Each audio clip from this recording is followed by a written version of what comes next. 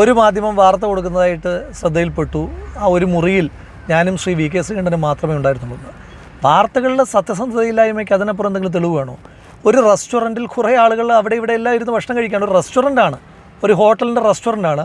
ആ റെസ്റ്റോറൻറ്റിൽ ഞങ്ങൾ രണ്ടുപേരും മാത്രമായി ഇരുന്ന് സംസാരിച്ചു എന്നൊക്കെ പറയുന്നത് എത്ര വാസ്തവമില്ലാത്ത, എന്തിനാണ് നമ്മൾ വാർത്ത സൃഷ്ടിക്കാൻ വേണ്ടിയിട്ട് ഓരോ കാര്യങ്ങൾ പറയുന്നത്? എന്തിനാണെന്ന് എനിക്ക് എത്ര ആലോചിച്ചിട്ട് മനസ്സിലായില്ല. ഞാനങ്ങനെ മാധ്യമധർമ്മമൊന്നും പഠിപ്പിക്കാനായിട്ടില്ല, അത് അവരവർ തന്നെ തീരുമാനിക്കേണ്ടതാണ്. പക്ഷേ ഒരു ഹോട്ടലിൻ്റെ റെസ്റ്റോറൻറ്റിൽ ഇരുന്നിട്ടാണോ രണ്ടുപേരും തമ്മിൽ രഹസ്യമായിട്ട് സംസാരിക്കുന്നത്? ഇപ്പോൾ ശ്രീ വി കെ ശ്രീകണ്ഠനും ഞാനും തമ്മിൽ രഹസ്യമായി സംസാരിക്കാൻ തീരുമാനിച്ചാൽ ഒരു ഹോട്ടലിൻ്റെ റെസ്റ്റോറൻ്റാണോ ഞങ്ങൾ ചൂസ് ചെയ്യുന്നത്?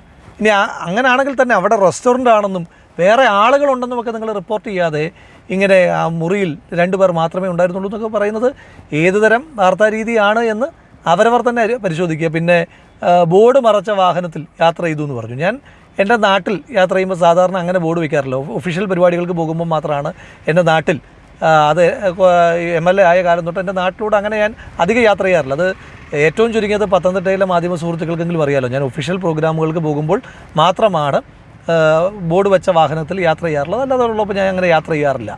അപ്പോൾ അത് ഓരോരുത്തരുടെ ശൈലിയാണ്.